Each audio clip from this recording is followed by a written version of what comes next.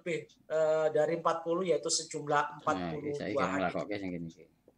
Sebelum lebih jauh kita membahas tentang Arba'in, kitab Arba'in, kita akan bahas terlebih dahulu pengarangnya.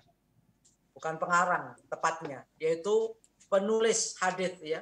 Jadi hadits yang sudah ada itu dikumpulkan kembali menjadi 42 hadits.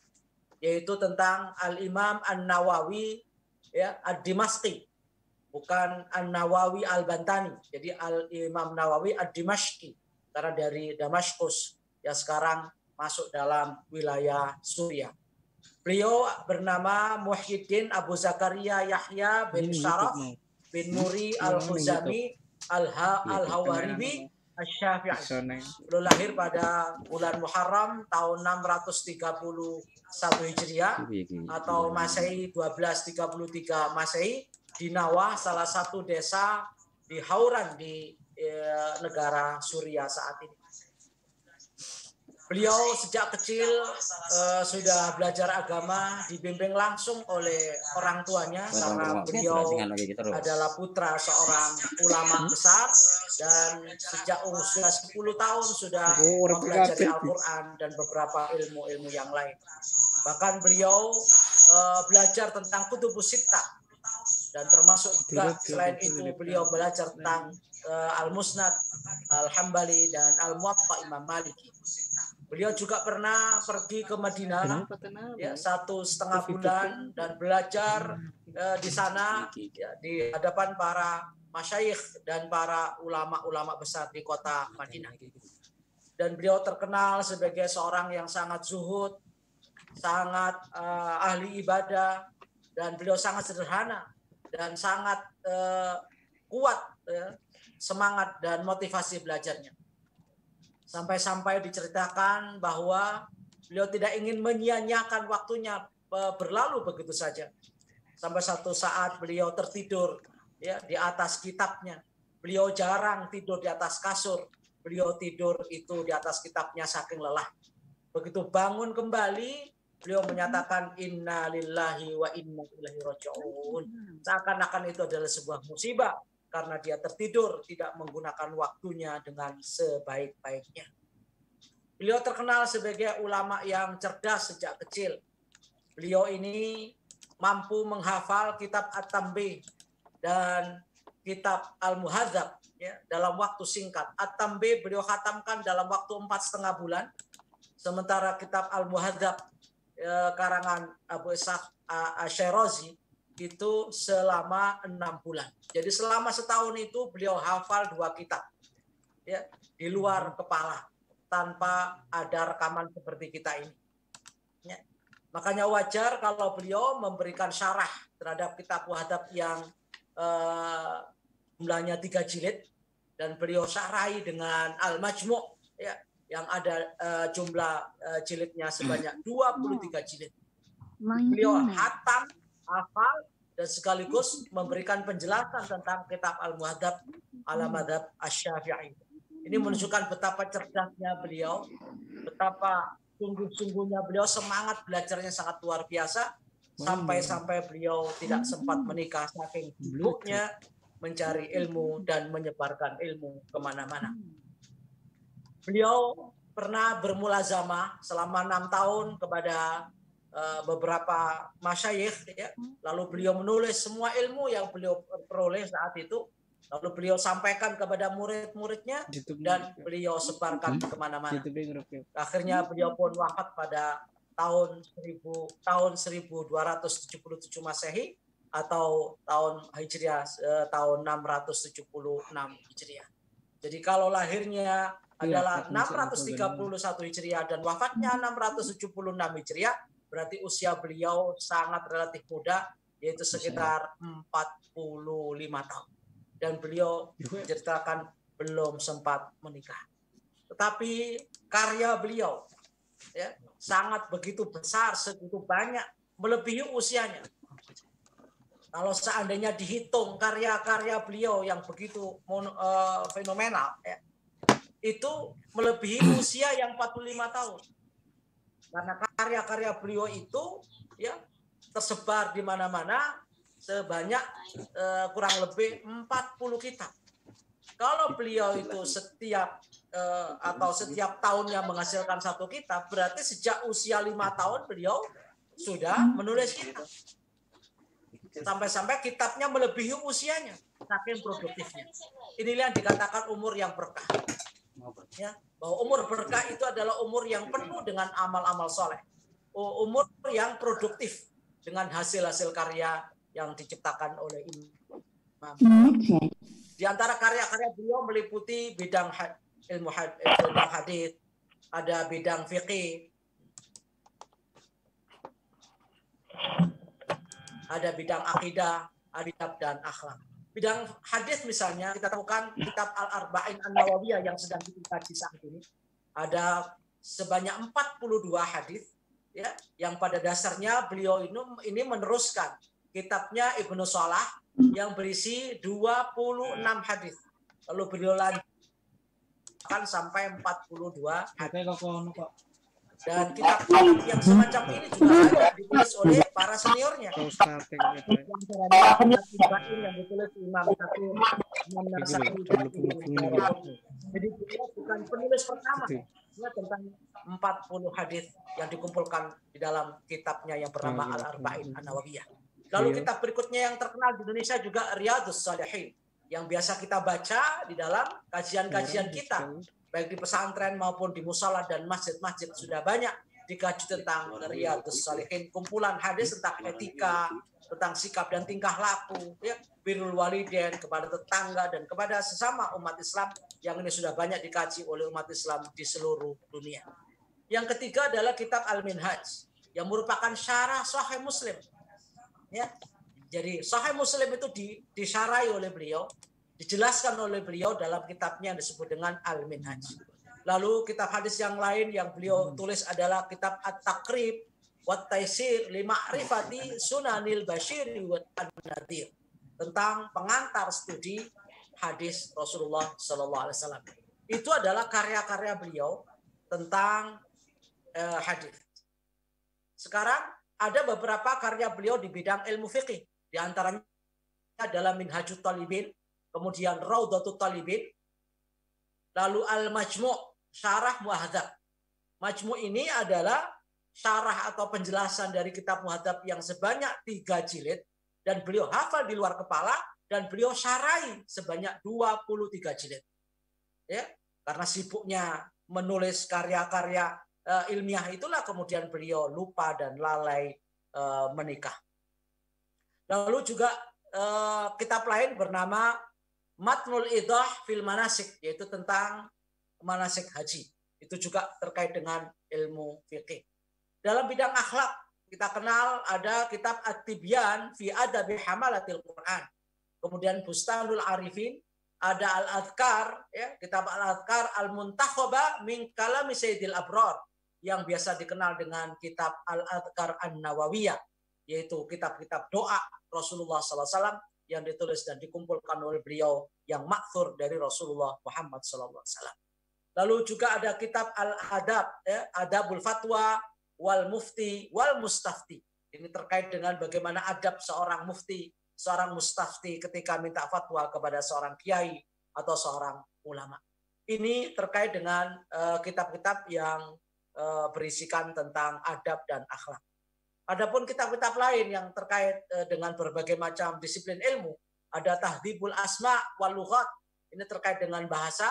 Ada kitab lagi Mata Musilil Hajatul Qari li Sahih Bukhari tentang hadits, dan ada kitab At-Tahrirut Tanbih, ada kitab yang lain bernama At-Tarkhis bil Qiyam li Dawil Fadli wal Maziyah min Ahli Al-Islam. Itulah beberapa contoh dari karya-karya beliau yang melebihi daripada umur beliau itu sendiri. Jadi umur beliau 45 tahun tapi kitabnya sekitar 40 karya tulisnya yang melebihi daripada umur beliau. Inilah tentang Imam Nawawi yang begitu fenomenal dan banyak sekali kitabnya yang sudah terkenal di Indonesia dan sudah kita banyak baca dan kita kaji ya dalam kajian-kajian kita di musala, di masjid maupun di pesantren. Lalu kitab Arba'in ini ya kumpulan 42 hadis ya yang dikumpulkan oleh beliau seperti yang saya sampaikan tadi bahwa kumpulan 40 hadis ini bukan yang pertama, karena beliau meneruskan apa yang ditulis oleh Imam Ibnu Shalah, yaitu sebanyak 26 hadis, lalu dilengkapi oleh beliau menjadi 42 hadis. Dan sebelumnya juga ada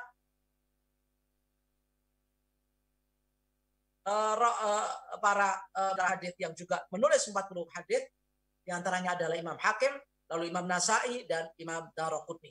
Dan 42 hadis yang beliau kumpulkan dalam kitab Arba'in Nawawi ini ya mencakup beberapa aspek kehidupan. Ada masalah akidah, masalah syariah, masalah ibadah, dan masalah muamalah. Mengapa beliau tertarik menulis 40 hadis seperti ini? Ya, di samping meneruskan apa yang sudah dicapai dan sudah dilakukan oleh para pendahulunya dan para seniornya, beliau terinspirasi dari hadis Rasulullah SAW, di mana hadis-hadis itu mendorong beliau untuk menulis hadis Arba'in Nawawi seperti yang sedang kita kaji sekarang. Lalu di sini ada pertanyaan, di mana nahfadul Arba'in Nawawiyah? Nah, di sini ada jawaban. Laqad jama'al Imamun Nawawi rahimahullahu taala arba'ina haditsan. Imam Nawawi telah mengumpulkan 40 hadis min jawami'il kalim, ya, dari ungkapan-ungkapan yang mencakup ungkapan-ungkapan universal dari ungkapan dan kalam Rasulullah Shallallahu Alaihi Wasallam. Dan semua hadis atau setiap hadis yang tercantum dalam kitabnya ini mengandung kaidah-kaidah dari kaidah agama, mengandung banyak faidah, banyak pelajaran, banyak ibroh, banyak ilmu yang sangat manfaat. Oleh sebab itu siapapun faman wufiqa li hifdhiha wa fahmiha wa tablighiha faqad hasala ala nasibin adzim min mirathi an-nubuwah. Barang siapa yang diberikan oleh Allah Subhanahu wa taala kemampuan menghafalkannya, lalu mengkaji isinya dan menyampaikan, mengajarkan hadis 40 ini, maka termasuk orang-orang yang telah mendapatkan sebuah anugerah dari Allah Subhanahu wa taala, karena ini merupakan warisan daripada Nabi Muhammad SAW, yang mana Rasulullah sudah memberikan motivasi kepada kita semua bahwa Allah Subhanahu wa taala akan mencerahkan wajah orang-orang yang menghafalkan hadis Rasulullah SAW lalu menyampaikan kepada orang lain. Rasulullah bersabda dalam hal ini bahwa orang-orang yang menghafal hadis lalu mengajarkannya, wajahnya nanti di akhirat akan cerah, akan bersinar dan berbinar. Rasulullah mengatakan, naddarallahu imra'an sami'a minna hadithan fahafidhahu hatta yuballighahu farubba hamili fiqhin ila man huwa afqahu minhu wa rubba hamili fiqhin laisa bifaqihin. Sungguh Allah Subhanahu wa taala akan memberikan sinar, memberikan wajah yang ceria kepada seseorang yang mendengar hadis dari Rasulullah SAW lalu menghafalkannya, memeliharanya, dan sampai mengajarkannya kepada orang lain. Ini menunjukkan bahwa Rasulullah memotivasi kepada kita kalau mempelajari hadis jangan untuk dirinya sendiri, tapi sampaikanlah kepada orang lain. Dan ini yang memotivasi, mendorong, memacu, memicu Imam Nawawi menulis 40 hadis ini agar bisa dinikmati dan dipelajari oleh masyarakat umum. Bukan hanya dimiliki oleh beliau, bukan hanya dipelajari oleh beliau, bukan hanya dihafal oleh beliau, tapi juga dinikmati oleh umat Islam seluruh dunia. Bahkan ini tidak ada pesantren yang tidak mengkaji tentang hadis Arba'in Nawawi. Karena apa kata Rasulullah SAW, farubba hamil fiqhin ilaman wa aqaminu. Kadang-kadang orang yang pintar agama, orang yang membawa pelajaran dan ilmu agama ini menyampaikan agama ini kepada orang yang lebih pintar lagi. Bahkan juga kata Rasulullah, kadang-kadang orang yang ahli agama pun tidak paham tentang isi ilmunya itu. Maka perlu disampaikan kepada siapapun agar ada regenerasi dan kaderisasi. Ada pewarisan terhadap ilmu yang disampaikan oleh Rasulullah Sallallahu Alaihi Wasallam. Itulah sebabnya kenapa orang-orang yang menghafal hadis, orang-orang yang menyampaikan hadis Rasulullah Sallallahu Alaihi Wasallam, mengajarkannya kepada yang lain, nanti dijamin oleh Allah Subhanahu Wa Taala wajahnya ceria dan bahagia, sebagaimana diungkap oleh Allah dalam surat Al-Insan ayat 11, waqahumullahu syarra dzalikal yaum walaqahum nadratan wa surura. Maka Allah Subhanahu wa taala akan menjaga mereka dari keburukan pada hari itu, yakni pada hari kiamat, dan menganugerahkan kepada mereka kecerahan, keceriaan, dan kebahagiaan yang nampak dalam raut wajahnya. Itu menunjukkan bahwa Allah Subhanahu wa taala akan memberikan balasan kepada siapapun yang menjaga, menghafal, memelihara dan mengajarkan hadis Rasulullah sallallahu alaihi wasallam. Hadis yang kedua yang memotivasi Imam Nawawi untuk menulis kitab ini adalah hadis yang sudah terkenal, dan ini terkait dengan Fathu Makkah ketika Rasulullah mengatakan wal yuballigh asyahidu al-ghaib. Hendaknya orang yang hadir, orang yang ngaji, orang yang sudah paham, orang yang sudah pinter tentang agama ini, jangan untuk dirinya sendiri. Jangan lakukan kitman, jangan menyembunyikan dan menimbun ilmu. Karena tidak akan pernah berbunga ilmu ditimbun, tapi akan habis dan bahkan itu akan mencelakakan dirinya sendiri. Ya, maka Rasulullah SAW mengatakan wal yuballigh asyahidu al-ghaib. Hendaknya yang hadir, yang paham, yang ngerti, yang hafal, ya, yang memahami tentang hadis Rasulullah SAW ini menyampaikan kepada yang gaib, kepada yang tidak hadir ketika ngaji.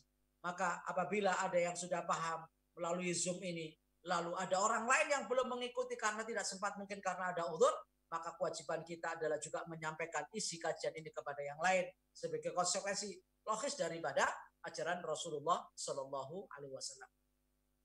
Kemudian alasan lain kenapa beliau menulis hadis ini terpacu dan terpicu oleh hadis Rasulullah SAW yang lain, ya, di mana Rasulullah memotivasi kepada siapapun yang menghafalkan 40 hadis dan mengajarkannya, maka Rasulullah SAW akan memberikan pertolongan dan syafaatnya pada hari kiamat nanti.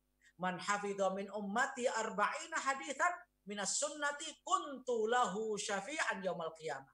Barang siapa yang menghafal, memahami, mengajarkan dan mengamalkan 40 hadis, ya, maka nanti di akhirat, di hari kiamat, saya akan berikan syafaat kepadanya, akan berikan pertolongan kepadanya. Di saat yang lain tidak mampu memberikan pertolongan, maka orang-orang yang menghafal dan mengamalkan 40 hadis dari hadis Rasulullah SAW yang sahih itu, Allah Subhanahu wa taala berikan kewenangan kepada Rasulullah agar berikan syafaat kepada orang-orang tersebut pada hari kiamat. Bahkan hadis lain juga mengatakan dalam riwayat lain bahwa mereka akan dibangkitkan oleh Allah Subhanahu wa taala bersama para fuqaha dan para ulama. Jadi orang yang menghafal 40 hadis lalu mengajarkannya, mengamalkannya, maka di akhirat nanti akan dikumpulkan, ya, dibersamai, didampingi oleh para ulama dan para fuqaha. Rasulullah bersabda dalam hadis lain, man hafidha ala ummati arba'ina haditsan min amri diniha ba'athahu Allah ta'ala yaumal qiyamati fi zumratil fuqaha wal ulama.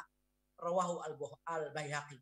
Barang siapa yang menghafal, mengajarkan, mengamalkan 40 hadis dari urusan agamanya, ya, dari urusan agama, hadis yang terkait dengan urusan agama kita, ba'athahu Allah ta'ala, maka Allah Subhanahu wa taala akan bangkitkan yaumal qiyamati pada hari kiamat nanti fi zumratil fuqaha wal ulama. Mereka akan dikumpulkan bersama rombongan para ahli fikih dan para ulama. Kenapa kok para fuqaha dan para ulama ini lebih mulia dari yang lain? Ibnu Mas'ud pernah menceritakan bahwa orang-orang yang mati syahid di medan tempur, ketika nanti mereka dibangkitkan oleh Allah Subhanahu wa taala dari kuburnya, mereka ingin dikumpulkan dengan para ulama. Karena kedudukan para ulama ini sangat tinggi di sisi Allah Subhanahu wa taala, sebagaimana yang Allah ungkap di dalam surat Al-Mujadilah ayat 11, yarfa'illahu alladhina amanu minkum walladhina utul ilma darajat. Banyak derajatnya, tingkatnya banyak, bukan hanya darajat 1 derajat tapi darajat. Maka oleh sebab itu, orang-orang yang menghafal 40 hadis dan mengamalkannya, mengajarkannya, Allah jamin mereka nanti akan dikumpulkan bersama rombongan para fuqaha dan para ulama. Hadis lain juga mengatakan akan dikumpulkan, akan dibangkitkan orang-orang yang ahli hadis ini, yang bisa menghafal dan mengamalkan 40 hadis, akan dibangkitkan oleh Allah Subhanahu wa taala dalam kondisi pinter, faqih dan alim. Walaupun dulu tidak alim di dunia, tapi begitu dibangkitkan oleh Allah Subhanahu wa taala, kealimannya bertambah, pemahaman tentang agama bertambah. Ini sebagaimana disabdakan oleh Rasulullah SAW dalam riwayat lain, man hafidha ala ummati arba'ina haditsan min amri dini ba'athahu Allah yaumal qiyamati faqihan aliman. Kalau tadi fi zumratil fuqaha wal ulama, sekarang hadis lain mengatakan ba'athahu Allah yaumal qiyamati faqihan aliman. Dibangkitkan dari kuburnya atau dibangkitkan pada hari kiamat nanti oleh Allah Subhanahu wa taala dalam kondisi pintar, dalam kondisi paham tentang agama dan menjadi salah satu di antara alim minal ulama. Nah, itulah tentang motivasi yang mendorong Imam Nawawi menghadirkan 40 hadis atau tepatnya 42 hadis yang disebut di dalam kitab Al-Arba'in An-Nawawi. Lalu bagaimana proses penghimpunan? Ya, menghimpun hadisnya di dalam Arba'in ini, beliau hanya cantumkan hadis-hadis sahih saja. Karena hadis-hadis ini sebagian besar ya diambil oleh beliau dari Sahih Bukhari Muslim. Dan beliau tidak ingin merepotkan para murid-muridnya dan para santri-santrinya termasuk kita dengan tidak menampilkan sanadnya secara lengkap. Karena kalau disebutkan secara lengkap itu akan susah untuk dihafalkan. Maka beliau seringkali hanya menyebut rawi pertama yaitu dari Rasul kemudian sahabat. Seperti hadis yang akan kita pelajari tentang niat ini yaitu an Amirul Mukminin Abi Hafsin Umar bin Khattab radhiyallahu anhu. Kalau itu diurut ya dari Nabi sampai kepada Imam Bukhari itu panjang, bisa 5 sampai 6 rawi. Dan itu menyusahkan para pelajar dan para santri untuk menghafal hadisnya sehingga beliau sangat memudahkan dan memberikan ya terobosan dengan tidak memperumit dan memperpanjang riwayatnya tetapi langsung kepada hadis dan matannya walaupun disebutkan hanya rawi dari kalangan sahabat saja. Lalu bagaimana sistematika penyusunannya? Kalau tadi adalah terkait dengan penghimpunannya, sekarang bagaimana sistematikanya? Ya, dimulai dengan muqaddimah dan pengantar dari Imam Nawawi, kemudian beliau selanjutnya ya menyebutkan hadis satu persatu secara berurutan dari awal sampai 42 hadis. Beliau tidak menyebutkan judul, misalnya tentang niat, beliau nggak berikan judul. Tentang iman, ihsan dan iman, beliau nggak berikan judul, hanya diberi judul hadis kedua, hadis ketiga, hadis keempat dan seterusnya. Nah, oleh sebab itu kalau kita ingin mengetahui apa kandungan dari hadis itu, maka kita harus baca isinya apa, kandungannya apa, baru bisa kita simpulkan bahwa ini hadis tentang niat, ini tentang ihsan, tentang bid'ah, gitu ya, tentang maghfirah Allah Subhanahu wa taala dan rahmatnya lebih luas ya daripada siksanya. Sehingga ini tidak pernah dicantumkan tema-tema dan judul-judulnya dalam setiap hadisnya. Kecuali hadis ini sudah menjadi syarah seperti Al-Wafi. Maka pasti disebutkan judulnya di atas. Hadis tentang niat, hadis tentang izalatul mungkar, tentang amar nahi mungkar, tentang istiqomah, itu disebutkan di dalam syarah-syarah kitab Arba'in Nawawi ini. Ya. Tetapi kitab aslinya Arba'in Nawawi itu tidak ada judul dan tema-temanya. Nah, adapun kitab-kitab yang mensyarahi kitab Arba'in Nawawi ini banyak. Para ulama-ulama dahulu juga mensyarahi, memperjelas, memberikan penjelasan terhadap Arba'in Nawawi ditulis oleh Imam Nawawi ini. Di antaranya adalah Syarah Al-Arba'in An-Nawawiyah karya Syekh Ibnu Daqiq Al-Aid. Kemudian Al-Wafi fi Syarhi Al-Arba'in An-Nawawiyah karya Dr.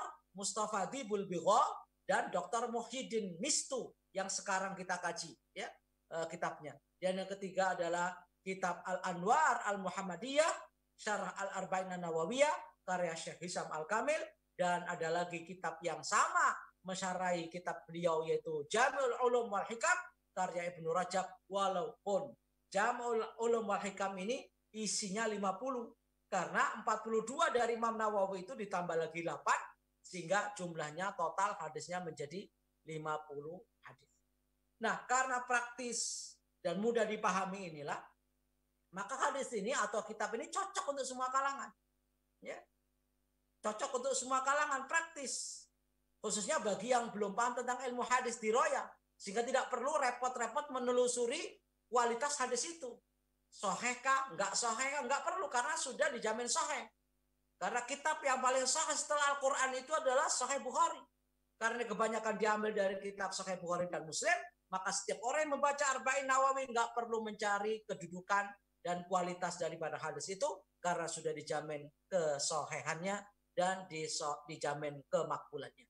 Sehingga tidak perlu lagi kita mencari-cari kemana-mana karena sudah jelas sumbernya Sahih Bukhari dan Muslim.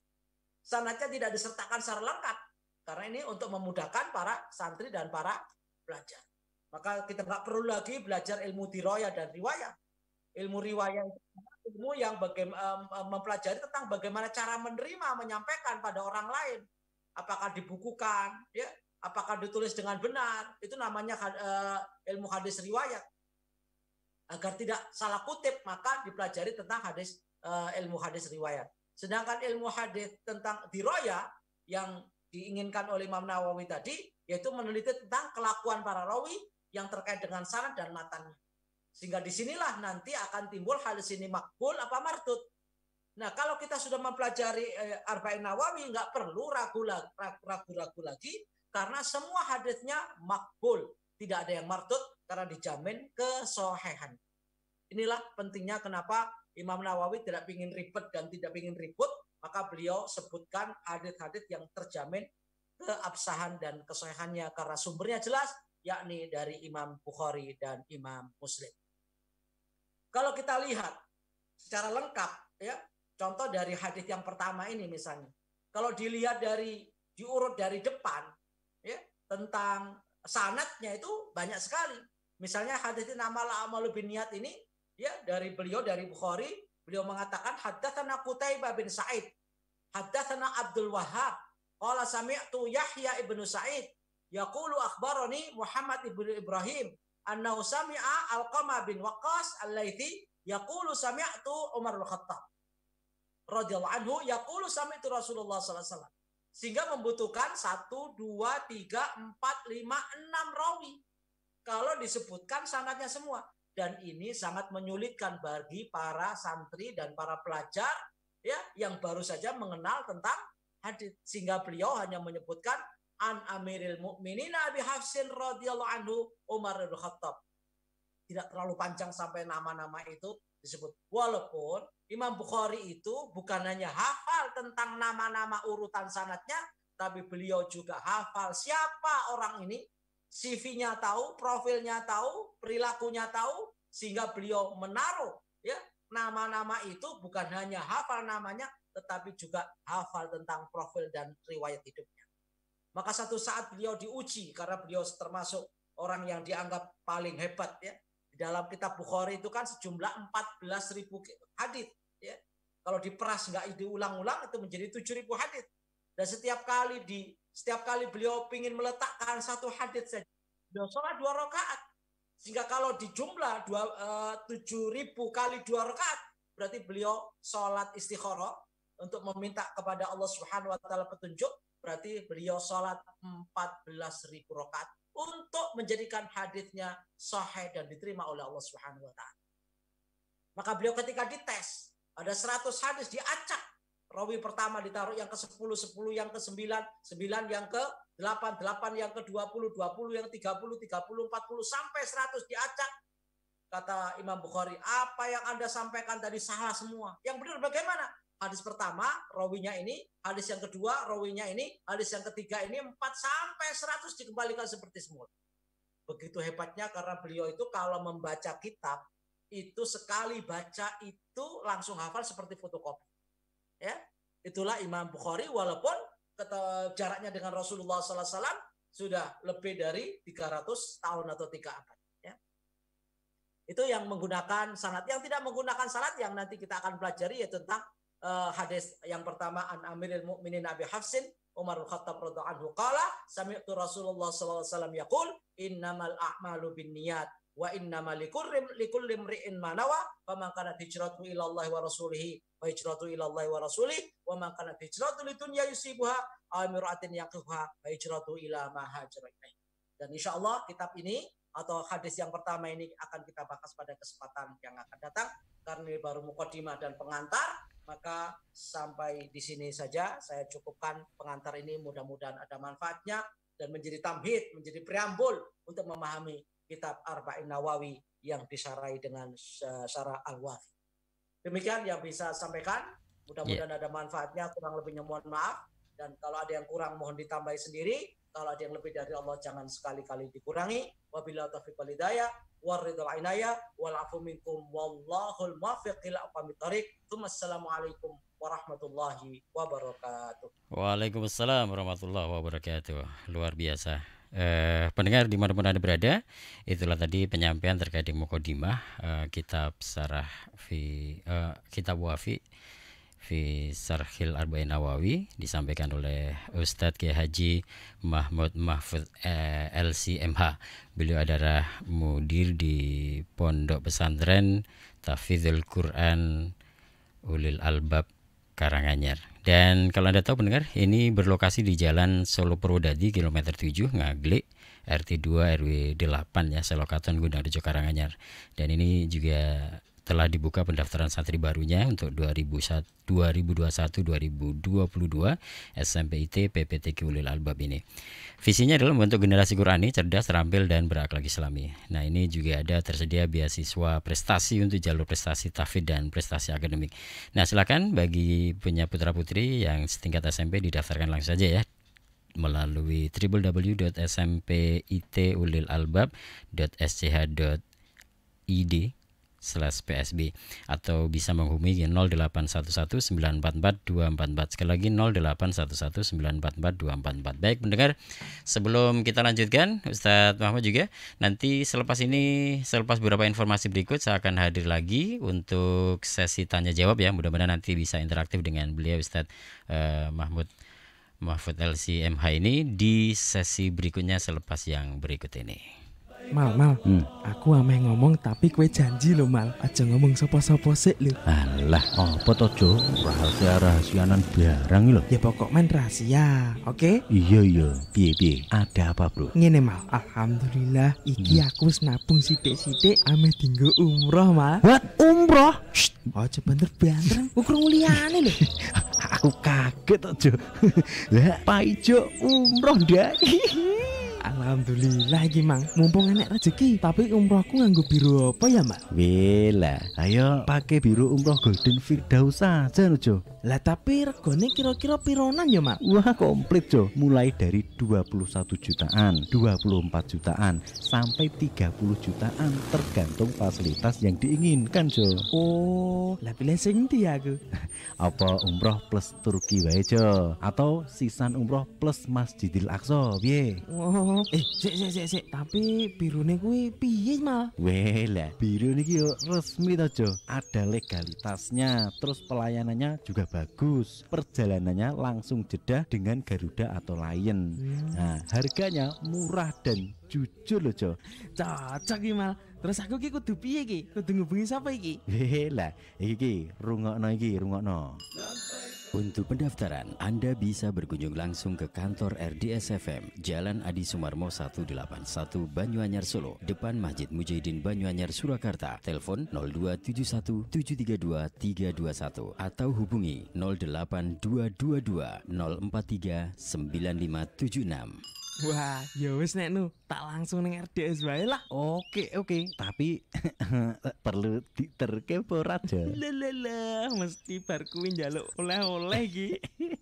Lah kok kowe husnudzon to Jo? Oh, lah modelmu apal aku Mal. Mal, aku ameh ngomong tapi kue janji lo Mal, aja ngomong sopo-sopo sik lo. Pendengar, Anda memiliki masalah nyeri otot, sendi, tulang, atau masalah di lutut dan tulang belakang, serta masalah stroke? Jangan khawatir. Kini hadir di Kota Solo, klinik nyeri lutut, stroke, dan tulang belakang. Perpaduan beberapa ilmu kedokteran dan teknologi dari Jerman. Tindakan intervensi manajemen nyeri dengan injeksi ozon dan laser intraartikular atau rongga sendi untuk nyeri lutut, sendi bahu, dan tulang belakang. Injeksi ozon dan laser untuk saraf kejepit, serta infus sel muda, stem cell pada penyakit diabetes, jantung koroner, stroke, reumatoid artritis, dan rematik, penyakit autoimun, serta serta asam urat. Untuk layanan konsultasi kesehatan, hubungi Dr. Bobby Faisal SPAK dengan datang langsung ke alamat Jalan Embarkasi Haji kilometer 2 Blok 1 Tugu Boto sebelah kiri seberang Pasar Gagan, atau hubungi Eli Wulandari AKP di nomor 0821 3476 9998 atau WhatsApp di nomor 0889 2302 059. Jadwal praktek setiap hari kerja dan disarankan buat perjanjian terlebih dahulu agar tidak antri. Klinik nyeri lutut buka cabang baru di Jalan Pratidina nomor 7 Kepoh, Desa Tohudan, Kecamatan Colomadu, Kabupaten Karanganyar. Disarankan pendaftaran melalui WhatsApp. Pendengar, PKBM At-Taqwa membuka peluang bagi Anda yang ingin menjadi guru atau staf di Madrasah Putri At-Taqwa yang beralamat di Jalan Selandon, Puntukrejo, kilometer 1,5, Dukuh Setup, RT 01 RW 11, Desa Karangpandan, Karanganyar. Untuk posisi sebagai guru iman, guru Al-Quran, guru syar'i, guru asrama, guru bahasa Arab dan Inggris, guru olahraga, bagian kurikulum, dan bagian administrasi. Dengan persyaratan umum, muslim atau muslimah usia minimal 19 tahun, mematuhi tata tertib Madrasah Putri At-Taqwa, bersedia mengikuti diklat guru di madrasah atau di luar madrasah, menyenangi dunia pendidikan, profesional, serta bersedia menambah dan menjaga hafalan Al-Quran sesuai dengan target yang ditentukan. Pendaftaran via WA atau SMS, ketik daftar pagar guru _ pilihan Anda, pagar nama, pagar alamat, kirim ke 0882 2001 2016. Waktu pendaftaran tanggal 19 Oktober hingga 19 November 2020. Untuk informasi selengkapnya hubungi Ustadz Dimyati di nomor 0813 2672 1375 atau Ustadz Imam Saputro di nomor 0812 2507 1231.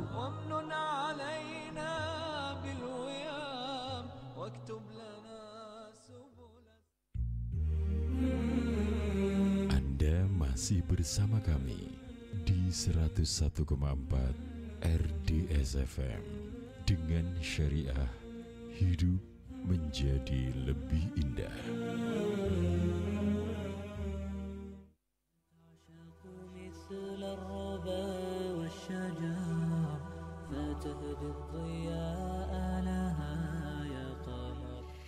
Media Dewasa Ria 101,4 RDS FM dengan syariah hidup menjadi lebih indah. Pendengar, kembali di program kita Kalam Kajian Keislaman Malam, dan pada malam hari ini bersama dengan Ustadz Kiai Haji Mahmud Mahfud LCMH ya, kajian kitab Arba'in Nawawi. Oke, ini kita lanjutkan dengan tanya jawab interaktif. Silakan Anda yang ingin bergabung bersama kami di 765-1818 atau juga di 081226170777. Barangkali kawan-kawan yang ada di Zoom juga bisa bergabung melalui Zoom. Silakan untuk bergabung bersama kami. Atau Anda yang di 765-1818 terlebih dahulu untuk bergabung, atau 081226170777. Program kita malam hari ini. Ustadz, masih mendengar suara saya, Ustadz? Iya, masih. Oke. Ngikutin. Oke. Iklannya juga ngikutin. Baik, Ustadz. Kalau Imam Nawawi itu kan meninggalnya di usia 40 tahun ya, Ustadz ya? 45. Oh, 45. Jadi masih usia-usia muda lah gitu ya. Muda, ya. Itu setelah ketua antum kali ya? Kenapa? Ketua antum kali ya? Wah, selisih 5 tahun itu berarti. Tapi jangan sampai saya meninggal usia 45 maksudnya. Oke. Jadi ini usia muda setelah meninggal dunia, Bi. Tapi itu setelah menyelesaikan kitab Arba'in Nawawi baru meninggal gitu ya, dia. Ya sudah selesai, bahkan yang Al-Majmu' itu belum tuntas. Yang 23 jilid itu belum tuntas, beliau meninggal sehingga diteruskan oleh muridnya kalau nggak salah. Oke, bahkan jadi Al-Majmu' itu bukan beliau semua, itu kan syarah dari kitab Al-Muhadzab yang 3 jilid. Tapi beliau syarahi sampai 23 jilid. Oke. Ya, lebih dari separuh.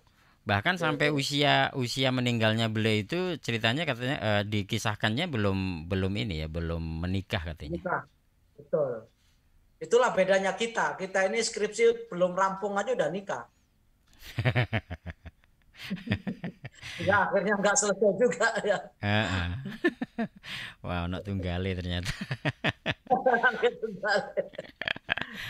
Baik. Beliau itu sampai sibuknya nggak sempat untuk menikah. Kan banyak ulama-ulama yang tidak menikah ya, diantaranya Asy-Syamakhsyari, kemudian siapa lagi itu, ada banyak yang tidak menikah. Baik, untuk kawan-kawan yang di Zoom barangkali ada yang ingin bergabung, saya persilakan kawan-kawan. Barangkali ada yang ingin bertanya langsung kepada beliau, langsung saja. Adakah? Monggo dibuka mic-nya saja langsung. Atau pengen live di 7651818 juga saya persilakan. Kemudian yang bergabung melalui melalui YouTube kita, karena di RDS FM Solo Channel gitu. RDS FM Solo Channel kita juga live kan di situ dari semenjak awal tadi, dan sudah ada beberapa yang menyaksikan di sana untuk bergabung bersama kami. Karena ini adalah pertemuan perdana kita. Jadi mohon maaf kalau tadi di awal-awal ada error sedikit, itu insya Allah maaful lah gitu ya. Mudah-mudahan nanti ke depan kajian seperti ini bisa lebih lancar lagi di pekan kedua, ketiga, keempat, dan kelima kalau ada. Pokoknya nanti kita akan bertemu terus dengan Ustadz kita ini, Ustadz Mahfud LC MH, di kajian keislaman malam di RDS FM Solo. Pokoknya insya Allah sampai merampungkan 40 hadis loh Ustadz ya. Insya Allah 42. 42 hadis pokoknya. 42 hadis pokoknya harus selesai gitu kan. Oke. Baik, ini banyak hadis yang sudah banyak buku-buku hadis yang sudah ditulis oleh beliau, Imam Nawawi ini, dan yang paling populer itu sebenarnya apa termasuk Arba'in Nawawi ini yang paling populer saja? Ya, jadi yang tipis, yang banyak dikaji oleh banyak orang, termasuk di pesantren-pesantren, bahkan di madrasah-madrasah diniyah, bahkan bukan hanya dipelajari tapi dihafal. Oh, dihafal. Yang hafal Arba'in Nawawi ya. Kalau Riyadhus Shalihin kan tebal tuh, ya. Tidak mungkin dihafalkan karena memang bukunya sangat tebal. Tapi kalau Arba'in tipis, ya mudah dihafal, hadisnya juga pendek-pendek dan sangat tipis dan sesuai dengan kondisi masyarakat Indonesia. Oke, ini ada suaranya agak noise dari Zoom ini nampaknya ya. Oke, bentar, harus di-mute dulu. Oke. Karena memang kalau menghafal 40 hadis tadi keutamaannya luar biasa Ustaz ya. Seperti hadis yang jenengan. Jadi bukan hanya sekedar menghafal ya. Kalau orang menghafal, orang non muslim juga bisa gitu. Artinya dalam hadis yang disampaikan tadi tidak sekedar menghafal saja, tapi juga harus melaksanakan gitu maksudnya. Iya, melaksanakan dan menyampaikan. Minimal menyampaikan lah. Minimal itu adalah menghafalkan. Di situ kata Rasulullah SAW bahwa yang menghafal, menjaga maksudnya di situ menghafal dan menyampaikannya, mengajarkannya. Sehingga beliau ini atau ulama-ulama ini seperti orang yang menjadi penyambung lidah Rasulullah SAW. Tidak berhenti pada keilmuan beliau ini, tapi beliau juga menulis. Makanya ulama-ulama dahulu kenapa bisa kita nikmati hadis Rasulullah, karena karya mereka. Seandainya Imam Bukhari tidak nulis, Imam Muslim nggak nulis, Imam Nasai nggak nulis, Imam Tirmidzi nggak nulis, Ibnu Majah nggak nulis, Abu Dawud nggak nulis, Imam Ahmad bin Hambal dengan musnadnya nggak nulis, Imam Malik dengan Al-Muwatta'nya nggak nulis, Imam Hakim dengan Al-Mustadraknya juga nggak nulis, Imam Syafi'i dengan musnadnya nggak nulis, mungkin kita nggak kebagian hadis. Karena kita menghafal 40 saja sudah hilang sekarang ini. Dulu pernah hafal hadis pertama, pindah hadis kedua, hadis pertamanya hilang. Begitu pindah hadis yang ketiga, yang kedua, yang pertama juga hilang. Jadi pindah hafalan. Untungnya masih ada cetakannya gitu. Kalau nggak ada, ya habis ada di sudah HP ya. kita kan bisa dibuka. Itulah bisa mengawetkan. Seandainya nggak ada, ya sudah kita nggak hafal, nggak punya dokumennya, nggak punya bukunya, nggak punya filenya, ya sudah hilang. Di kepala hilang, di luar kepala juga hilang. Artinya sekarang ada ya, ilmu yang manfaat seperti ini. Terus ngalir. Jadi sekarang ada Android, ada macam-macam, itu karena memang Allah mentakdirkan kita ketemu itu karena memang kita itu hafalannya nggak kuat ya. Masya Allah, iya. Allah tahu lah kalau kita ini nggak kuat hafalannya, maka dikasih kemudahan untuk membaca kembali. Itu dia. Dan para ulama dahulu itu kan nggak ada HP, nggak ada laptop, ya, lampu juga mungkin pakai obor atau pakai apa yang tidak seperti kita fasilitasnya. Tapi mereka sempat-sempatnya menulis satu persatu, tidak ada mesin ketik gitu ya, pakai tinta, dan tintanya adalah seperti yang kita kenal zaman dahulu, tidak seperti sekarang kan. Satu persatu ditulis oleh mereka, dan itu di luar kepala. Ya. Ditulis begitu. Ini luar biasa. Oke, Ustaz. Lah ada 14.000 hadis ditulis oleh beliau tangan dengan tangannya. Ada tips nggak, Tat, untuk kemudian kita mudah menghafal gitu? Karena sejak SD pun kita sebenarnya sudah mempelajari Arba'in Nawawi untuk dihafal dan sebagainya. Tetapi kenapa juga kita kok kadang sulit banget untuk mempertahankan hafalan itu? Ada tipsnya nggak, Tat, itu? Karena kita ini hanya sekedar untuk ngejar target, misalnya karena ditarget gurunya, demi kelulusan, ya bukan karena kesadaran. Demi kelulusan. Ya. Sama sepertinya kan hafalan Quran sekian juz, setelah lulus ya sudah selesai gitu. Nggak dibaca lagi, nggak dimurajaah kembali, sehingga kita ini mantan penghafal, bukan memang benar-benar hafal, tapi mantan karena nggak murajaah. Lah kalau kita kembalikan ke hadis yang barang siapa menghafal 40 hadis bla bla bla sampai selanjutnya tadi, sementara kita menghafal kemudian lupa, walaupun kita sebenarnya juga mengamalkan bahwa kita selalu berniat baik karena innamal a'malu binniyat. Kita mengamalkan itu. Mudah-mudahan sama dengan apa yang disampaikan oleh hadis Rasulullah akan digolongkan dan didampingi oleh para ulama dan para fuqaha, bahkan nanti dibangkitkan dari kuburnya itu dalam keadaan alim, dalam keadaan faqih, dan mendapatkan syafaat dari Rasulullah SAW. Walaupun kita nggak hafal, Tat. Walaupun ya mudah-mudahan lah, kita berharap lah, mudah-mudahan karena begini Rasulullah mengatakan almar'u ma'aman ahabba, seseorang itu akan digiring, dibangkitkan ya bersama orang yang dicintai. Salah satu bentuk kecintaan kita dalam membaca hadisnya, menghafalkan hadisnya, walaupun mungkin di tengah jalan mungkin ada yang lupa. Tapi rasa cinta itu masih ada dengan mempertahankan amaliyahnya sekalipun belum hafal hadisnya. Maka insya Allah dengan rasa cinta kita kepada Rasul, walaupun kita tidak banyak menghafalkannya dan mempertahankannya, mudah-mudahan kita nanti digiring dan dikumpulkan di akhirat bersama Nabi Muhammad SAW. Amin ya rabbal alamin. Baik, Ustadz dan juga para pendengar, para pemirsa di YouTube juga, ini sudah jam 9. Jadi harus kita akhiri program ini. Barangkali terakhir Ustaz, tadi sebenarnya sudah ada sekian banyak orang yang bergabung di Zoom, tapi ternyata tadi kan ada mati sebentar kayak gitu, nanti sambung lagi tadi masalahnya. Tadi sudah 23-an orang yang bergabung, di YouTube juga sudah ada berapa. Barangkali nanti biar bisa disimak ulang nanti di YouTube kita di RDS FM Solo Channel. Kayak gitu Ustaz, barangkali terakhir sebagai penutup program ini silahkan Ustaz yang disampaikan. Monggo Ustaz. Ya.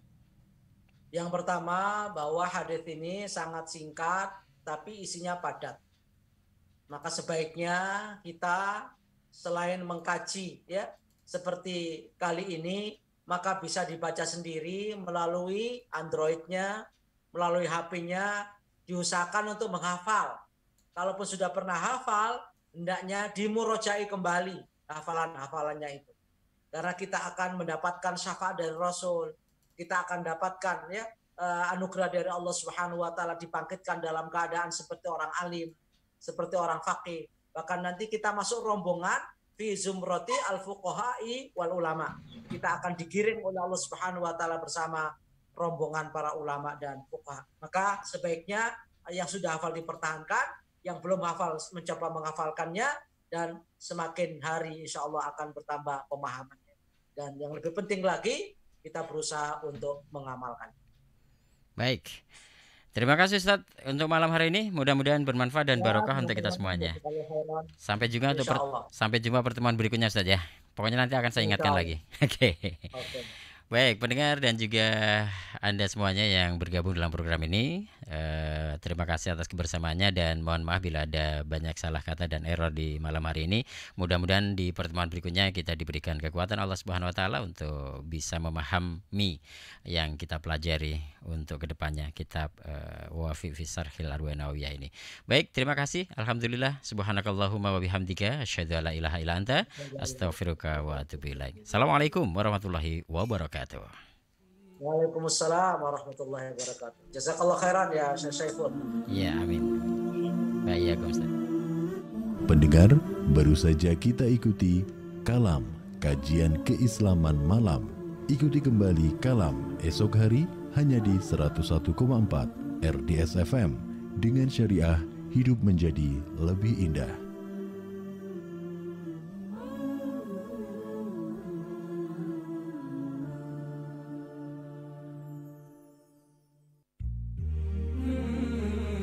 Anda masih bersama kami di 101,4 RDS FM. Dengan syariah, hidup menjadi lebih indah.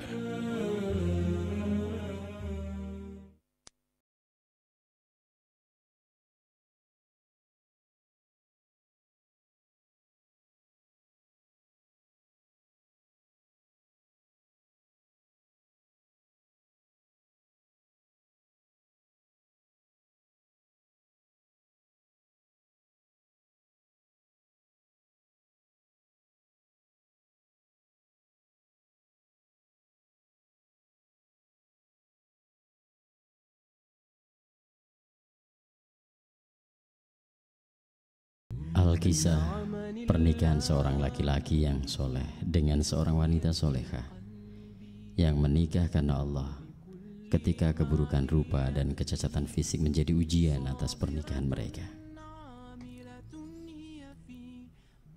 Hari pernikahanku, hari yang bersejarah,